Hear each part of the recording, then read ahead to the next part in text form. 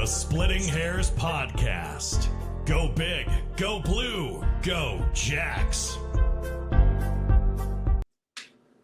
Welcome to the Splitting Hairs Podcast. We got a special one for you today. We're doing a former player feature with the all-time leading tackler of South Dakota State football, Christian Rozeboom. What's up, Christian? How you doing, man? Good. How you doing? Doing good, man. Just appreciate the time you're taking out of your busy schedule. I know you're gearing up for practice here. Are these OTAs officially coming up? Yeah, I don't really know all the little nuances of what constitutes what, but we've been going. We just finished the fourth week of kind of our optional off season, I guess, and then I think OTAs start technically in a couple weeks. I go to all of them, so it's all the same to me, kind of. So I think technically just the last week is mandatory. So, but yeah, been going at it. So they just tell you where to be and you show up, huh?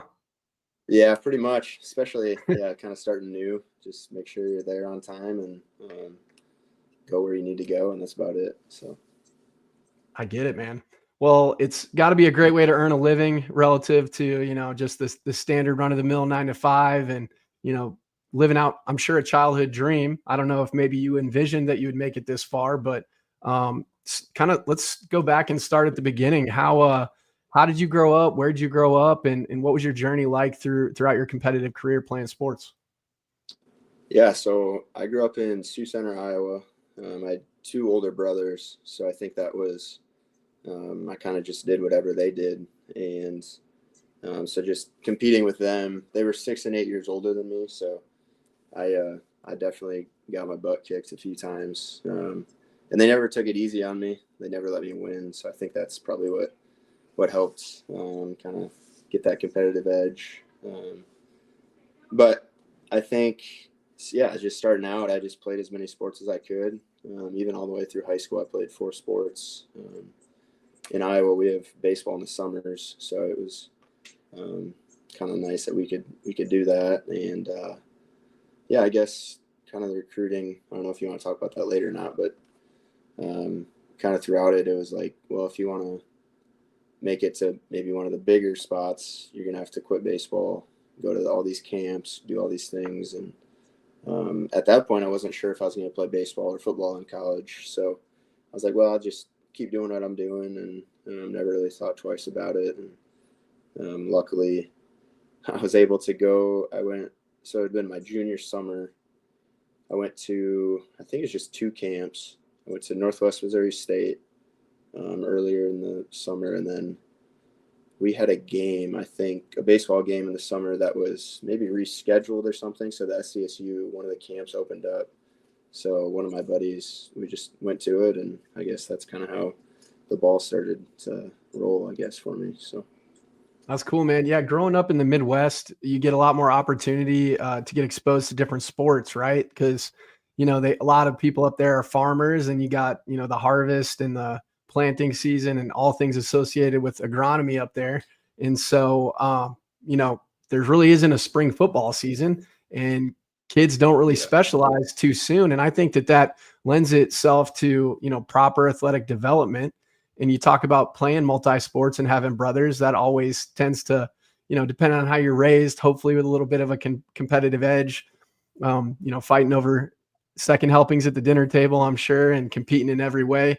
Probably helped shape who you are, I'm sure. And when you look at your prep career, when did you kind of start knowing you were going to be better at one sport or the other? Did it really even come to fruition until college?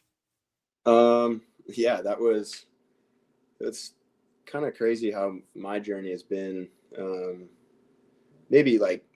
had those dreams and aspirations of playing at South Dakota State or wherever. And I think it was after my sophomore year, I didn't start the season playing very much on varsity, and then I ended up playing a lot my sophomore year. And my coach kind of brought me aside during one of the spring lifts or something, and he was like, hey, I don't know if this is what your goals are. I know baseball is really important to you too, but if you keep doing what you're doing and like working hard, I think you could play at a place. And he specifically said, SDSU. And at that point I was like, wow, that's crazy. I kind of what I envisioned is like a Northwestern college and an AI school, see what baseball kind of brought. I hadn't really thought too far ahead, and I'll kind of go back to that, but then kind of crazy at SDSU, Coach Rogers, after it had been my first spring ball, I got done with that, and he met with every player, every linebacker individually, and he said, for one, you're going to play middle linebacker. And at that point I was like 215. I was like, oh, that's crazy. But then he said something even crazier, and he's like, it was almost exactly what my high school coach had said. He was like, if you keep doing what you're doing, stay out of trouble, like work hard, I can see you playing on Sundays one day. And at that point I was like, no way, dude, you're crazy. And but yeah, I think coming out of high school, I didn't necessarily I wasn't highly recruited at all. SDSU is my only Division I scholarship. So in my mind, I was maybe, I don't know, I think that helped me in some way, having maybe a little bit of a mentality like I have to earn everything I get. I felt blessed to be at SDSU in the first place. But yeah, I think baseball. So my other offer that I was considering quite a bit was to go play baseball and football at Augustana. And I think, I don't know how it was probably after my senior year of football, like after the season. I got done with that last game. We had lost in the state championship game. And I was like, yeah, I can't be done with football. Like this is, if I have the opportunity to keep playing, I know that's what I need to do, is what I was kind of passionate about as it kind of came down to it. And so eventually, kind of decided to call it quits with baseball and really kind of jump into football and see how good I could be to finally specialize in one sport. I didn't want to be average at two sports somewhere, or kind of do that, and kind of wanted to dive into football as much as I could. So. Yeah. Well, I'd say it panned out for you, but you never know when you're in it. Right. Right. I think it's really interesting. You talk about coaches seeing things in players that they don't necessarily see in themselves.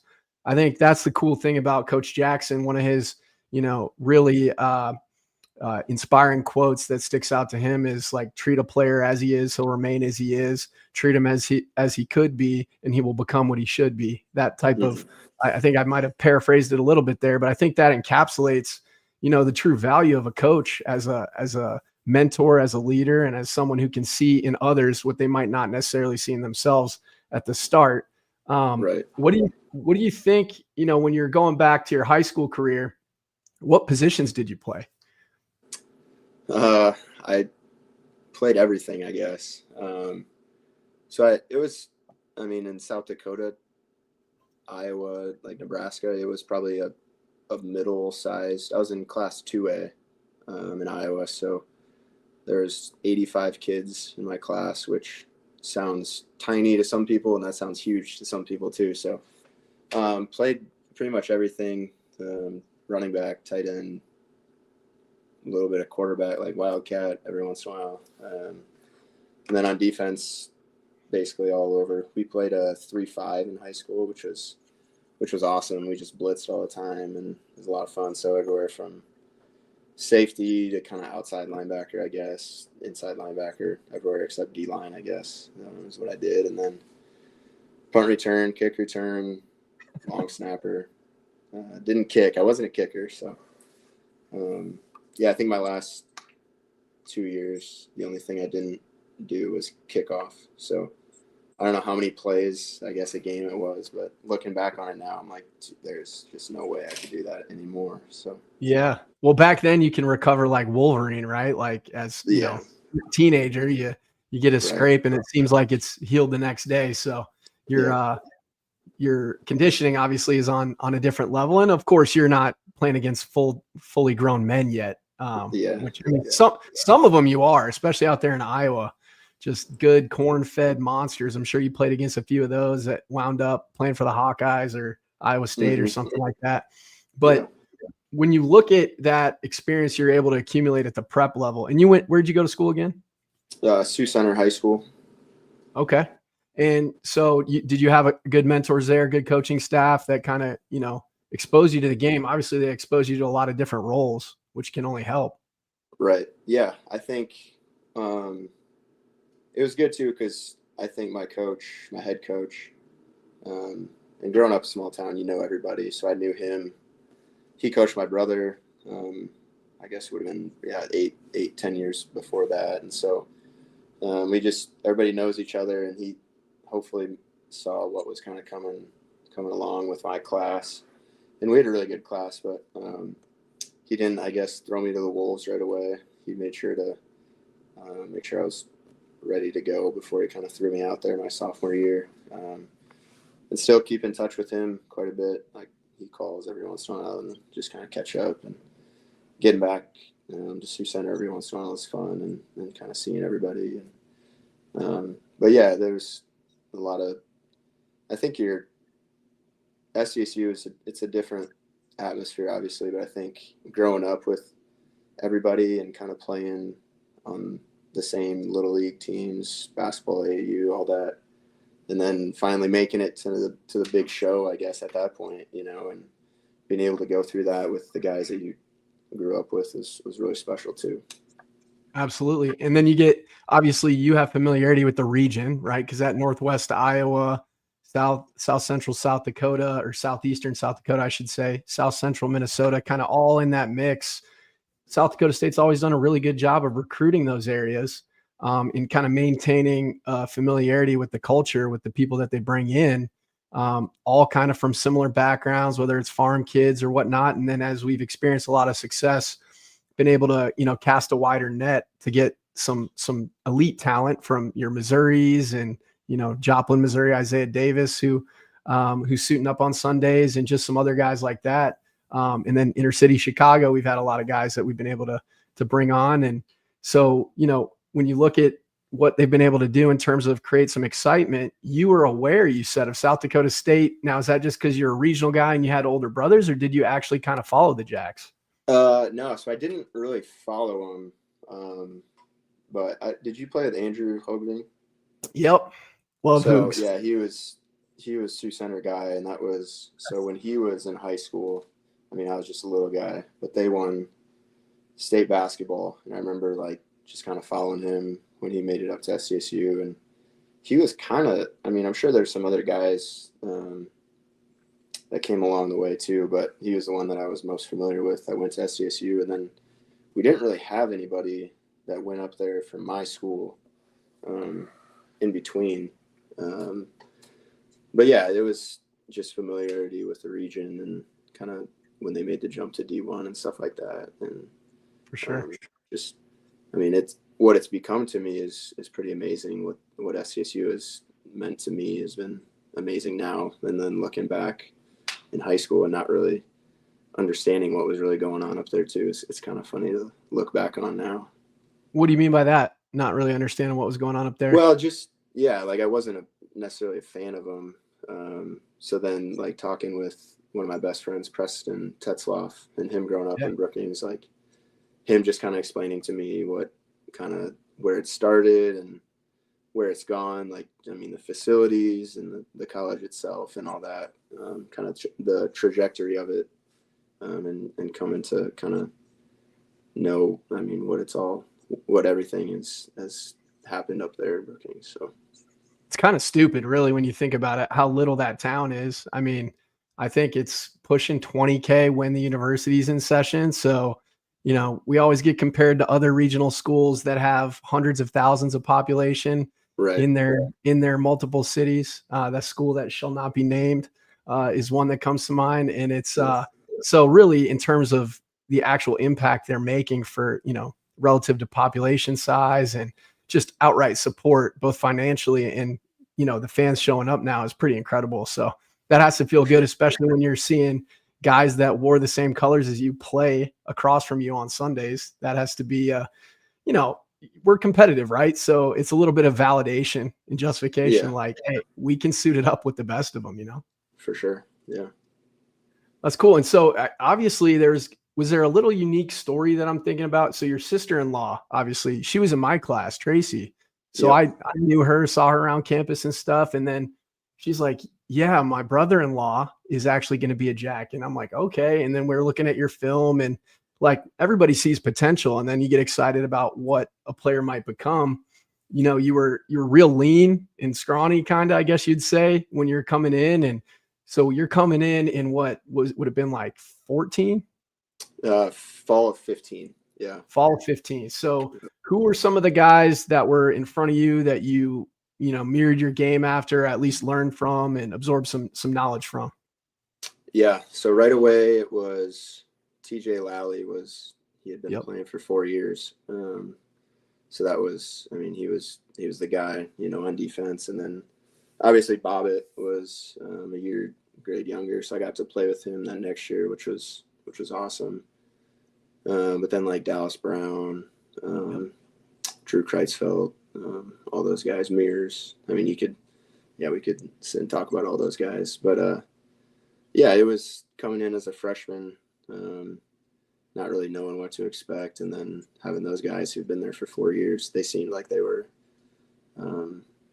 I mean, at that point, I was like, dude, these guys are way older than me. Like, I'm just this high school kid still, And so yeah, it was good to redshirt that first year and really develop physically and mentally, just because in high school, like I said, we ran a 3.5, so it was kind of different learning all the ins and outs of all the coverages and everything.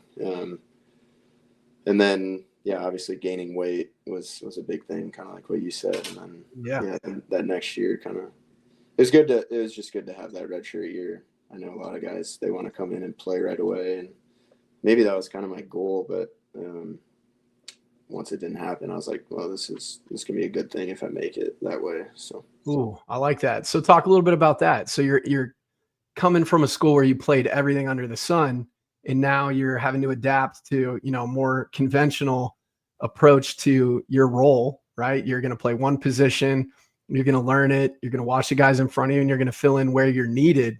Talk about that mentality and how you approach that, knowing you're going to have to sit. Yeah, no, it was right away, like watching the games and stuff. It was like, dang, I feel like I could do something out there, like I could go out there on special teams and run down and do all that. But obviously now looking back, I'm really glad I didn't kind of burn that year. Not that it's not important, but it's kind of glad with how it all ended up. But yeah, it's just, like you said, not for a full year not playing and just focusing on like the little things and adapting to college, like adapting to not living at home anymore. That was a big thing too. And kind of being on your own a little bit and making friends, like all that. Like I think everybody grows a lot of different ways that first year. And thankfully I got in with a lot of good guys. There's a lot of good guys in the locker room that I could kind of see what they were doing and kind of follow right away, and see maybe the guys that weren't doing the right things and staying away from them a little bit, stuff like that. So, and knowing when that time came, I'm sure how you would want to lead the guys and what is going to work and what you want to see from people around you. Because, you're all investing the same amount of time, but who's investing, what level of work, what quality of work. So I'm sure that gave you some ideas as you started to develop yourself. Yeah, for sure. And like I said earlier, I got a great group of friends that we were kind of all in the same boat. Because there's, how many can they have now? 105. 105. Yeah. So like, there's a lot of guys you can hang out with, and luckily I was hanging out with my best friends, and we were all kind of on the same page. What was important to us was different than a lot of college kids, and trying to get more guys to kind of buy into that too, and focus more on football versus the whole college experience, I guess. So. Yeah. And that can be tough, right? There's distractions everywhere. And you talk about the redshirt year, that makes or breaks a lot of guys, because, you're going from being the guy to kind of just a guy. Right. And how you approach the process is going to dictate, your relevance on the team in years to come. Right. So I mean, I think it's a lot easier said than done, and credit to you guys and really that whole group that you kind of mentioned, because you guys were stalwarts on that defense, especially as we were trying to get to more of a preeminent, dominant defensive line, which I think we're starting to see now. The offensive and defensive lines are so pivotal in really being able to dictate the games, right? And I'm sure you know that from having played behind Aaron Donald, probably one of the best, most dominant I've ever watched play. For sure. And so, when big offensive linemen aren't getting up in your face, it makes your job infinitely more doable. For sure. Yeah. Yep. Yeah. So when you look back on your career, you're an underclassman then. Talk about what it was like to get that first nod where you're going to be the guy. Yeah. So it was TCU was my first game. So it was a little nerve-wracking. I mean, the last game I played was over a year ago in Sioux Center, Iowa. Well, I guess that one was the state game, so Cedar Falls. But, yeah, it was a lot different game, and it took a lot of work to get to that point. But I was excited. I mean, I was excited to finally play again. It felt like it had been forever. So maybe, I know they say it came at me pretty quickly. But, yeah, it was good. I think they from where I ended up or from where I started, I think it probably took a lot of patience on the coaching side. But yeah, it was an experience like I had never had at that point, playing Big 12 team. That was like they were coming off a really good year, and then being competitive with them that game too. They scored too many points, obviously, but yeah, it was something I'll remember forever for sure. I mean, what a game to make your first start in Amon G. I live like 15 minutes north of there. My wife's a TCU grad, so okay, yeah. I got to go to the game with Witz. Witz literally just got cut from the Cowboys, and then he landed on the Chiefs, which he had a nice little career. I think did your guys' paths cross? We never did, but he has the same agent, or he had the same agent as I have now. So Nice. I'm familiar with. Who's your agent now? Is it Chris Giddings? Yeah, Chris Giddings. Yep. So I know Chris. Same as Zenner. Zenner, yeah. I know Chris. His he did some work with my mom in Arizona. Really? Small world, man. Small world. Yeah, it's a great organization up there. It's like One West Sports, I believe, right? Yep. So now Zach's part of it, and then Jeremiah Searles. I don't know if you're familiar with him, but he's part of it. And, yeah, he played in Nebraska, and then that's right. He had a nice career as well. So that's cool, man. Yeah, and when you talk about going to play ball in college, not everybody's like a Coach Stig, and I'm sure it's very different than maybe some coaches you've been exposed to. Talk a little bit about his impact as a head coach on you, things you learned, things you liked. Yeah, no, for one, I think just his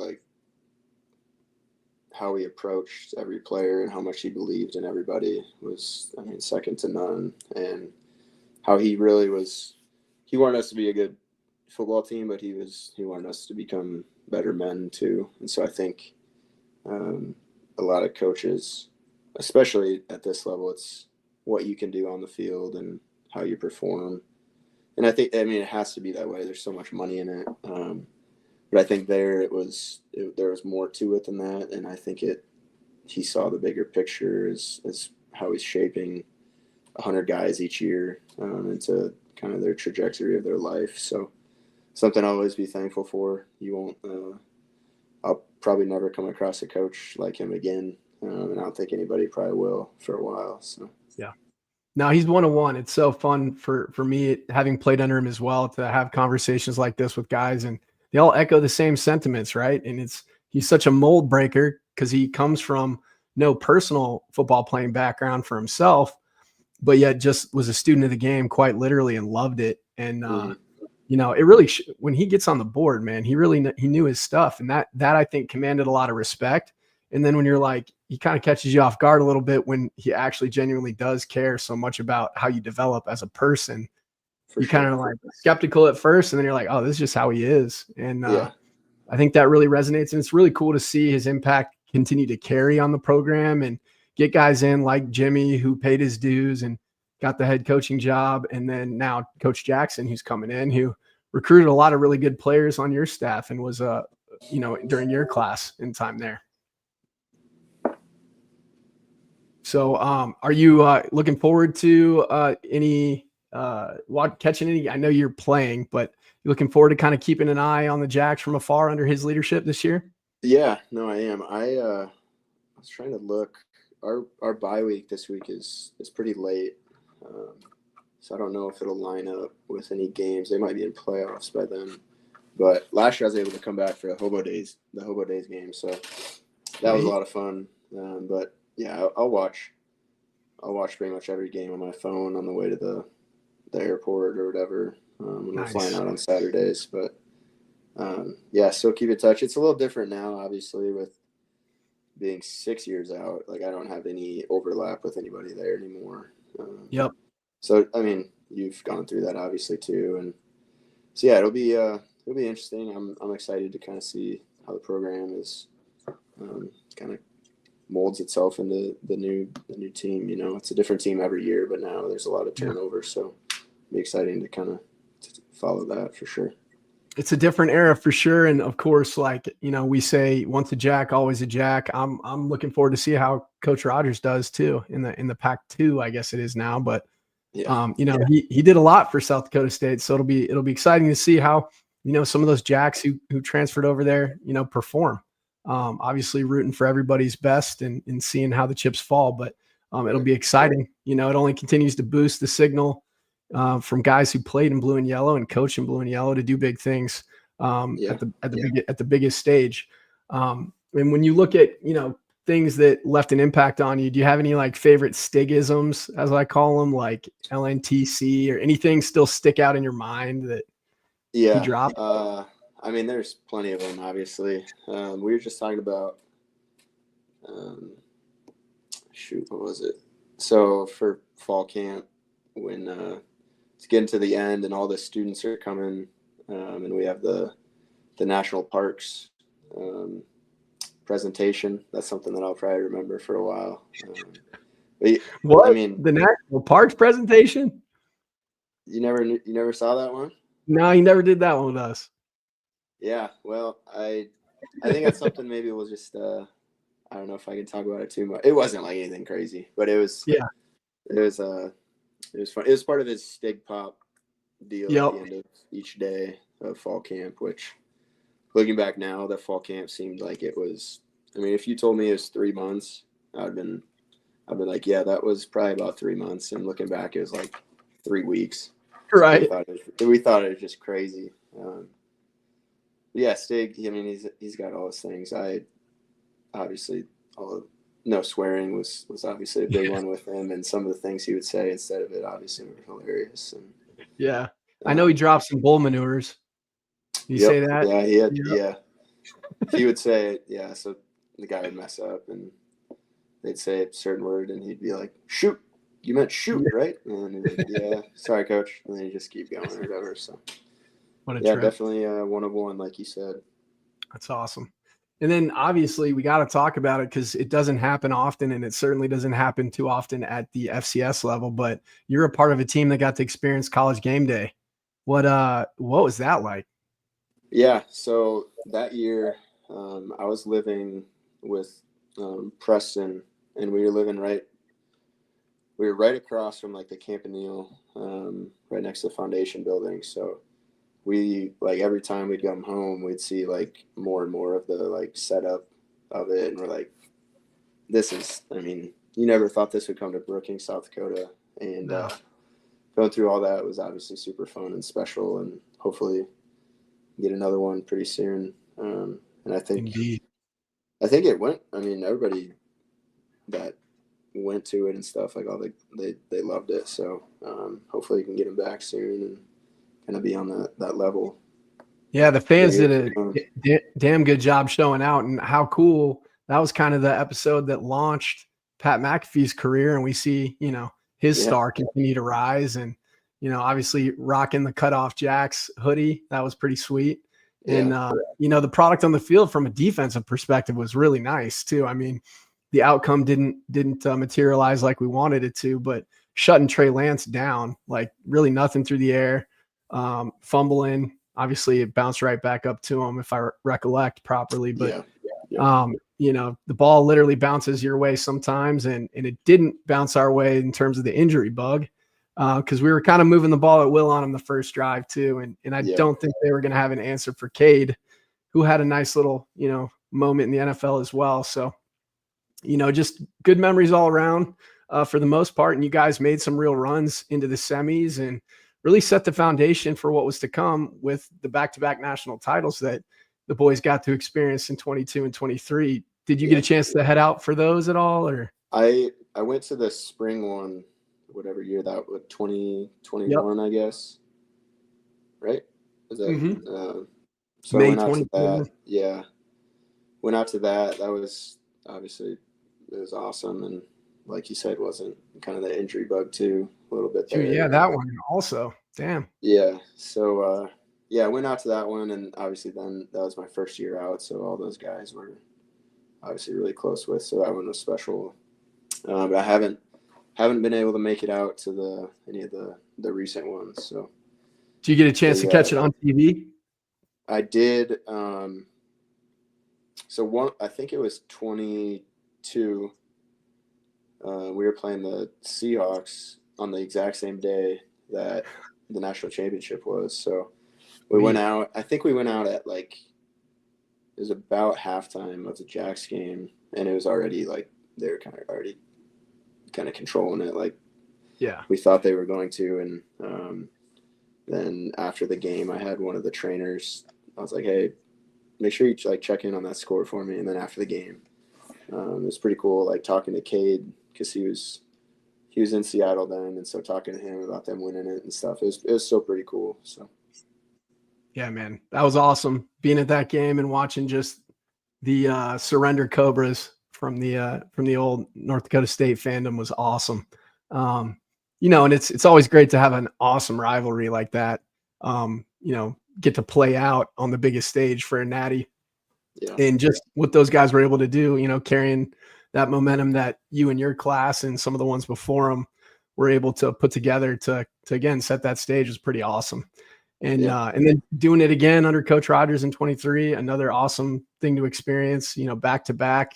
One doesn't usually happen, but two in a row, just great momentum coming into this new era with Dan Jackson. And you talked about it being an NFL athlete and kind of trying to follow your alma mater.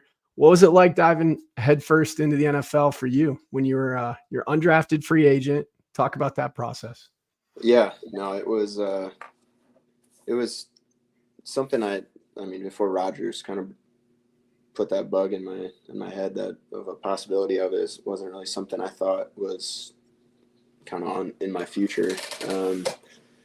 So yeah, just coming in undrafted, I was on practice squad my whole first year. So I kind of look at it now as kind of my redshirt year in the NFL. Just kind of getting up to speed with everything and kind of learning the ins and outs of the NFL, and kind of not being necessarily happy with the situation I was in, but knowing where I wanted to get to. And so, yeah, I mean, I think a lot of things went right for me. I think God had kind of put those steps in front of me and showed me where I needed to go and what I needed to do. And staying healthy was a huge thing. I mean, there's so many guys that never even got their shot because they, tweaked a hamstring in camp or whatever, and then it's, you're out. So staying healthy and just kind of sticking around as long as I could and doing what I needed to do. So. Yeah, it was the war of attrition in the NFL, on steroids, really, because college level it happens, but you're going up against the cream of the crop, every rep at that level. So I don't need to tell you that. But you're in Kansas City, right, for the first go round? So yeah, my very first game was with the Chiefs. So after my first year at the Rams on practice squad, I went to the Chiefs practice squad, played one game, and then went back, played special teams, went back down to practice squad, and then the Rams had a few injuries in linebacker, and they called my agent. And I think we were watching maybe a Monday night game after our game was on Sunday night with the Chiefs, and my agent called me and he's like, well, you're not too you haven't settled in quite to Kansas City, right? And I'm like, no, we actually like just got our last stuff moved in from Omaha, so it wasn't too far away, but we're like, all right, we'll probably be here for a little bit, at least a year, and we got a rental and put all of our stuff in it and stuff and moved everything down. And yeah, so my agent called, and by the next morning I was on a flight back out to LA and played already that Sunday. So kind of a crazy journey that way, and then stuck around there for 4 more years. So that's awesome, man. Back on it now. Yeah. Yeah, to play for two different weeks for 2 different teams, right? And you got what some people might not realize, you can get signed off any team's practice squad, right? And that's what happened essentially with you. Yeah. So yeah, I went back down to practice squad that I think it was week maybe 10. I think I was at the Chiefs for about 10 weeks. Yep. You're on the practice squad. You get called up for a game. You play. You go back down when some guy gets healthy again, and then instantly they're like, "All right, we need help, and he knows our system. We're going to sign him." And you go back to LA. Yep. And actually, I played the Titans my first game with the Chiefs.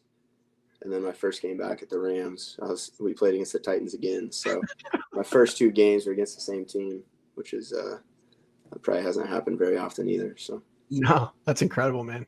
What a story to start. And then, so obviously you stick on with the Rams in LA, and they're having a hell of a year. This is what, 21, 22 season? Yeah, 21 season.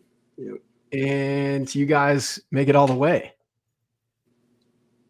And you're playing special teams. I think I distinctly remember this might have been that playoff run, but you're playing at Green Bay, right? And you just wreck someone on an onside kick or something like that. Yeah. That was probably like my, I don't know, maybe my 3rd or 4th game. So I'm at that. So when somebody signs you off practice squad, they have to keep you active for 3 weeks. Okay. And so I think my 3 weeks were out. So I was like, it's always in the back of your mind, like you can get cut at any point. So we were losing. It was an onside kick, and I had one job, and that was just like, I wasn't even looking at the ball. Like I was the guy that just goes in and just tries to wreck stuff, make the ball bounce out, And the kick wasn't necessarily what we were looking for, but I was like, this is my one shot, I got to do something here. And so I just kind of like go in, throw my body, and the other guy kind of recovered it like right away. So, and that wasn't really my guy to actually like kind of hit, I guess. And it wasn't, which it optically, it probably didn't look the greatest. I can agree with that. But at that point I was just trying to stay on the team, and got a lot of hate from Packers fans, and NDSU fans came out of the woodwork saying all this stuff. So, of course, it is what it is. I can appreciate teams being passionate about their team, but some of it was not so good. So, but well, obviously, anybody who knows you're not a dirty player. You just play, full speed, all gas, no brakes, and when you're called to blow someone up on special teams, you're going to try to do that. Especially on an onside kick, that's kind of built into the notion of what's happening on the field. And I just remember like seeing how violent that hit was. And I don't know if you follow real coach JB on Instagram or anything like that. I don't even know how exposed you are to the gram, but he was like just going after everyone who thought it was dirty or whatever. He's like, no, you guys are soft. Like the game is supposed to be played physically. And it was just, for me, I appreciate physicality because I wasn't the most athletic person. So I had to be an effort guy. And so whenever I saw physicality show up from anybody else, whether it be college or NFL, you just appreciate it, because it's a throwback to the way the game is supposed to be played. And, at that level, your bodies are literally your assets to earn a living. Right. So I know you guys try to take care of one another in terms of, all NFL alumni. So I'm sure you guys shook hands at the end of it and it was, no bad blood or whatever. Right. Yeah. Obviously, you don't want anybody hurt. So I'm glad that it didn't come to that. I'm glad he was fine, obviously, because if he wasn't, it would have been probably magnified even more. Yeah. Fine as well, obviously. Yeah. And, Did you get fined for that? No, I didn't. No. That's awesome. Sometimes they miss some, you know? Yeah, I know. I wouldn't have been surprised just because sometimes like optically, like if there's a flag thrown on it, I'm sure I probably would have. But Right. what you see like right away on the field sometimes can make a lasting impact on kind of how that goes. So luckily that one, I got lucky, I guess. So. Yeah. So if we rewind a little bit, so then you're in your first year, actually 53 man with them. Well, you kind of both. You get called back up for the playoffs, right? Because you made a lot of really good plays on kickoff, if I remember specifically, on that run you guys made against the Bengals. Yeah. So I was active once I came back, I was active the whole time, and we had a good group of like special teams guys that really like, all right, this is kind of our role.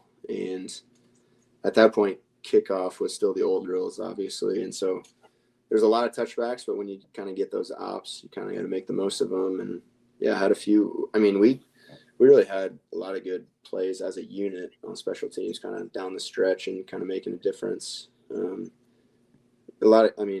normal fan probably doesn't see a lot of the special teams. They probably go get another beer or whatever while the one team's punting. So, but I mean, 10 extra yards on a punt return is like a big deal, you know, and especially in the playoffs. So, it was something we were all proud to do and kind of excited to kind of have that impact on the game for sure. No, especially like when you're talking about field position, I think you guys had like Greg the Leg that year who can hit from, 55 plus. And so can other teams at that stage in the season. So it's everything is that much more impactful when you're able to shut them down. So that had to be exciting for you, especially when that's like your main job. And then you talk about winning it all. What was that feeling like? Yeah. One of our coaches, our special teams coach, he had won it with Denver, I think Super Bowl 50. And so he pulled up a picture of him like holding the trophy right when the playoffs started. And he's like, you see this right here? That's football heaven. And I was like, yeah, I can believe that. And then kind of once it happens, you're like, you just want to freeze time and just kind of live in that moment for a while. And we were able to get 2 people down on the field for like the celebration afterwards. So my wife and my dad came down. So that was obviously pretty special for them to run out on the field and got the confetti flying everywhere and take a picture with the trophy. It was something. That's something awesome. you never thought was going to be a reality, and it kind of came to be. So, You had 2 awesome twists of fate, and blessings too at the same time. Being able to stick on a 53 man for an impressive run and win it all, and then to be able to share that with your family and your wife, who's also no slouch of an athlete, right? She played hoops at South Dakota State, so that's pretty cool. Yeah. No, it was a long journey which looking back is only 2 years, but it's a long journey to get to that. And now going into year 6, it's pretty unreal, kind of the trajectory of kind of how it all went. So I'm sure it's surreal to look back on, but when you're in it, you're just like fighting tooth and nail, right, to stick. And you talk about things sticking and just wanting to live in a moment. The JFPA put together some shirts because you had quite the shot with a cigar and the trophy, the Lombardi trophy. And I got a funny story about that. So I was going to a summer concert. It was Mike Stud. Now he just goes by Mike. And I'm like, man, this is like a little young for me, but I like his vibe. I like the music. What am I going to wear to this thing? So I throw on some jorts, right? Naturally, South Dakota State style. Yeah. And I'm like, man, I'm going to wear the Rozeboom shirt. So I threw it on, and one of his like security guards or somebody that runs in his entourage noticed it and knew exactly who you were. And he said he like grew up with you. Really? Oh, yeah. No, I know who you're talking about, actually. Yeah. He said he played ball against you. Yeah. He went to my high school. So he was, yeah, he was, I think he was probably a freshman when I was a senior. Yeah. That's funny. I forgot about that. I didn't even, put that together, but yeah. I don't know. Dude, talk about a small world. Yeah, seriously. Yeah, And that he would like, notice it too. to notice that, I'm just standing there off to the side, right?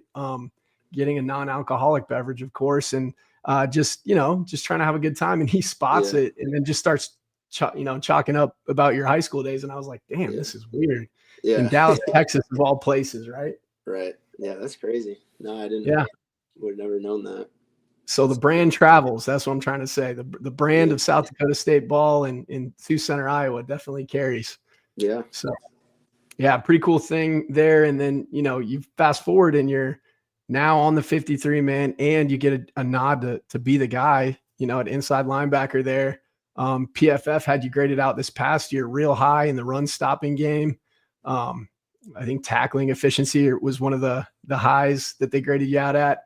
You're like top 5 in the league, which was pretty cool to see. And what was it like last year, getting the amount of reps you did and, playing the way you did? Yeah, no, it was last year was probably the hardest season, like personally, but it was probably the minus the Super Bowl, obviously, but it was probably the most rewarding. So my second game, it was probably my worst game I've ever played. And we got our butts kicked, and it was just all around not good. And so I think maybe just the confidence thing and kind of going back to what and not overthinking stuff, get back to the basics. And yeah, down the stretch, as a unit, we started to play a lot better. And so that was obviously a lot of work on the side, just really, a lot of time and just studying and all that stuff. Yeah, blessed to, I played, I think 1,000 snaps last year in the regular season, and then having 2 playoff games. And, being a small part of that was obviously something I'll be proud of. And yeah, you never know. You never really think about it when you're in it, but you kind of take a step back after the season and you kind of realize how it all went. And it's pretty cool to look back and kind of see how the whole season went, and something you can be proud of, I guess. So. Oh, definitely, man. Yeah. And you kind of have to appreciate it because of how much devotion and what you pour into it, and moving your wife across country here and there. And, your whole family's invested in it at this point. Right. And so that's got to be a lot to carry on your shoulders, but, I'm sure it helps to probably not think about it while you're in it and just go about your business and just try to be the best version of yourself on the field and off. And, it's interesting because you mentioned you guys started to hit a rhythm, and just as an outside observer who obviously doesn't know anything that goes on in the locker room or in scheming, it looked like you guys got your sub packages dialed in real well. You started staying on the field more on third down, it looked like, later on in the year. But when they rolled in, is it Verse? They rolled him onto the field? Yeah. Dude, you guys started getting a real good rhythm, and he was putting a lot of, did he have double-digit sacks this year or something like that? If he didn't, it was real close. Well, yeah, he got defensive rookie of the year. So just a beast. He had to be up there. So yeah. That's cool. It was kind of like we had a new defensive coordinator, so kind of seeing what everybody was good at. I think what the coaching staff was amazing at there was just like knowing players' strengths and having them do what they're good at, and not getting too fancy with it, And but we had a lot of young guys that, it just takes a little bit of time to kind of adapt to that, and credit to them. They put in the work and kind of got us to where we were. So yeah, man, you had some fun guys to watch. You had that new D lineman who I think was a freak at the combine. There was like viral videos of him running out there, and he come from Boston College or something like that. Was it Fisk or something? Yeah, Florida State.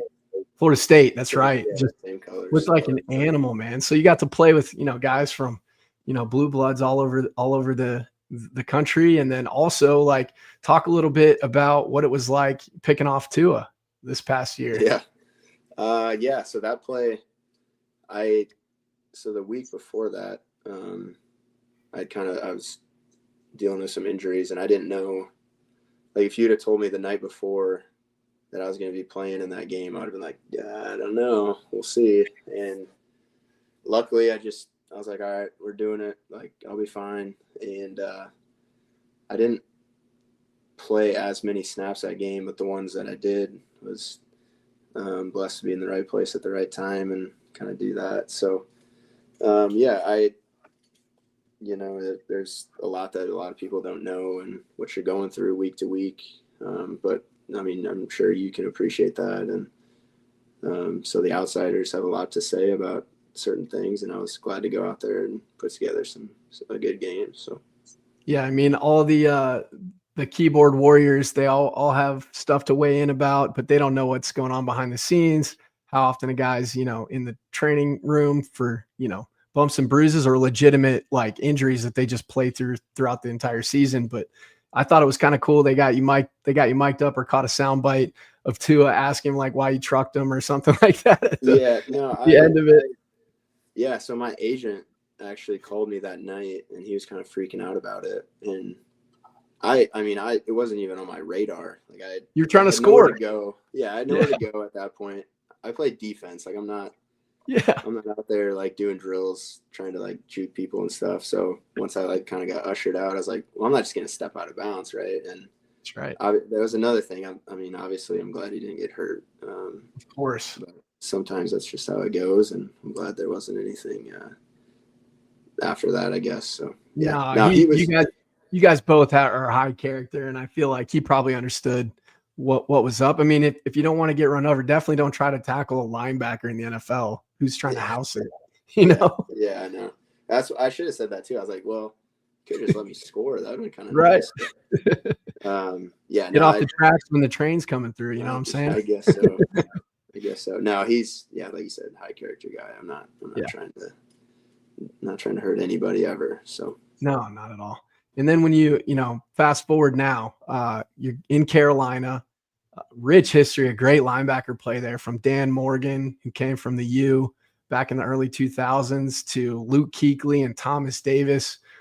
Talk about, stepping up into this role with the team. What are you expecting? What are you trying to accomplish? Yeah, just going to a new team. I think the first thing you just want to get to know the guys and maybe obviously football is an important part of it, but just being on a new team, you got to get to know everybody and kind of start fresh with that. So that's been awesome for OTAs, just getting to know everybody and seeing where I fit in with the locker room and all that. And, just doing what I can, not expecting to, I'm not the type of guy to step in and think I deserve anything, so I got to work for whatever comes. And like you said, there's been a lot of rich history with really good linebackers, and hopefully I can, put together a good season and stay healthy. I know I kind of said that a few times, but that's huge too. Well, now you're getting up into what, year 6 or 7, so it's like it becomes more imperative. Yeah. No, I'm 28, but sometimes it feels a little different. So I bet.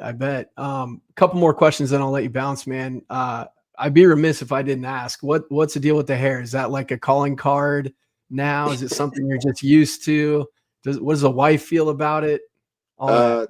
Probably a little of everything, honestly. So it was my first year I was redshirting, and I didn't go back home for a while and didn't get a haircut. And this was before I really even knew him as well as I do now. But me and Eric Kleinschmidt, which actually his birthday today, so shout out to him. Shout out.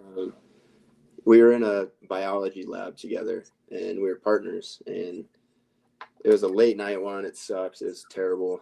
And we were just like talking one time, and his hair was kind of getting long, and he's like, "You gonna grow your hair out?" And I was like, "I guess I never really thought about it. I just haven't gotten a haircut in a while."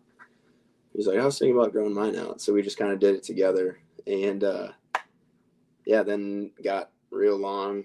And then Dallas Brown, he had long hair, and he cut it like midway through his senior year. And he was like convinced that he wasn't playing as good. And he's like, "Dude, never cut your hair, never cut it." And I was like, "Yeah, I'm not like superstitious like that. I'm not too big, but at this point, I think it's kind of just who I am. Not who I am, obviously. It's just just my hair. It's not that important, but it's kind of. Sure. But my wife, she doesn't know me with short hair, so that'll be interesting. Can't do that then.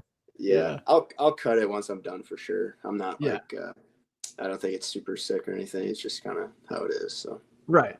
No, that's cool. It kind of becomes like a part of your uniform, right? When you rock a certain thing a certain way. Some guys got the eye black. Some guys got the, also. I got to give you a shout out for the swag to just do the one sleeve on the leg. Like, first of all, I can't believe Stig let that fly, but when you play the game like you do, I can see why that flew. Yeah, shoot, if I wanted to wear a different pair of Nikes, the guy was giving me, a hard time about it. That was another story. So I think it was that first game, that TCU game. I got kicked in the shin so bad that my shin like blew up. And so I wore like a big pad on it, and that pad kept sliding down. So I wore tights over it. And then I didn't really want it on the other leg. So to practice one time, I just like cut one of them, and I did it and didn't really think twice of it. And I think it was my uncle or something. He's like, yeah, because I think another time I wore 2 leg sleeves, and he was like, yeah, I couldn't find you as easily when you had both of them on. And I was like, for one, I got a number, and then I got long hair, so I should be pretty easy to find. But I was like, all right, yeah, I'll just keep rocking with it. And if I did it now, I'd probably get fined like $5 a game. So I will not be bringing that back. So no. Got to make the most of those dollars while you got the opportunity. And I just thought it was so awesome because like I can only imagine Stig being like, did the wind blow off your other leg? Oh, yeah. That's some comment, I'm sure. Yeah. Right. But man, no, it was really cool. And you don't think of those things too. Like talking to my grandparents, they're like, I could find you because you had the black tape on. And it's like, oh, okay. So you learn to appreciate some of those things. But no, man, between that and the hair's now the calling card. It's like your thing. So you can't get rid of it now. No, it'll be around for once I'm done playing. I'll cut it for sure though. So yeah. Are you rocking 56 in Charlotte? I am. Yeah. They had so one of the linebackers last year wore it, and he's going to his college number this year. So I'll be 56 this year, which is nice. They, when I got here, they were asking like what number I wanted to be and stuff. And I was like, just looking at the list, and I was like, if 56 is available, I'll just take that. And they were like, yeah, there's a few single digit numbers, but they hold those pretty close. So if you really want it, we can maybe try to get a single digit. Otherwise, there's a few numbers in the 50s that are retired.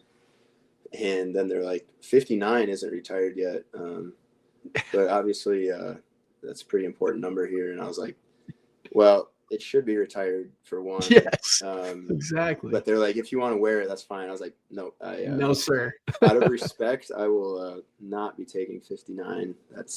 That should be retired yesterday. So absolutely. 56 is cool to me. So well, hopefully you can capture some of that magic, man. You guys play a very similar style of game, just lights out start to finish. And if maybe some of that cerebral knowledge of the game can maybe rub off on some of those chairs they got in the meeting rooms, because he's a savant. If you ever watch him break down film and stuff, that's crazy. Yeah, it's crazy. Yeah. Well, it's really cool, man, to be able to talk shop with you. Last question I've got before we head out: what's it like playing a guy like Tucker Kraft at the NFL level? Isaiah Davis, I don't know if you guys have gotten to cross paths yet, but some of the other cats that were also Jackrabbits. Yeah, it's super cool. Obviously, for one, like going through the same experiences in college and knowing what it takes to make it from SDSU and the NFL, and a lot of respect, obviously, for each and every one of them. Obviously, it's a little different putting on a different helmet, but at the end of the day, we're competitors, and that's the way it should be. So absolutely, before and after the game, it's fun to kind of catch up with them, and then within those 60 minutes, obviously, it's a little different. But yeah, a lot of respect, and it's been fun to watch all those guys. And I don't know how many the number's at now, but definitely growing each year, which is really cool. So definitely, yeah. You got Mason in Pittsburgh, you got Tucker in Green Bay. Now you got Amar Johnson, who got signed to Green Bay. Jaden Yankee just got signed to Green Bay. You got Isaiah with the Jets. You got Pierre. I think he's still with Cleveland. Trying to think. Of course, you got Dallas Goddard, who you put in line up. I mean, how did I forget him? I was going to say, he's just been around for so long sometimes. Jeez. Yeah. I'm not necessarily forgetting him, but it's just kind of a staple. So, yeah, I played against him in the playoffs too. Three times now. So, yeah.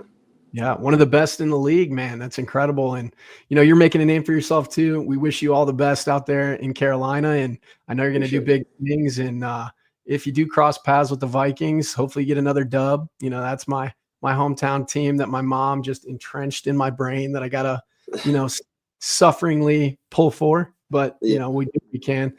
But obviously we're always just rooting for all the Jacks, man. And what you did in blue and yellow, obviously, speaks for itself. But, thanks for hopping on. And it's just our goal to boost the signal for the program. And guys like you make it exciting. So appreciate you talking with me today. Yeah, thanks for having me. It's fun.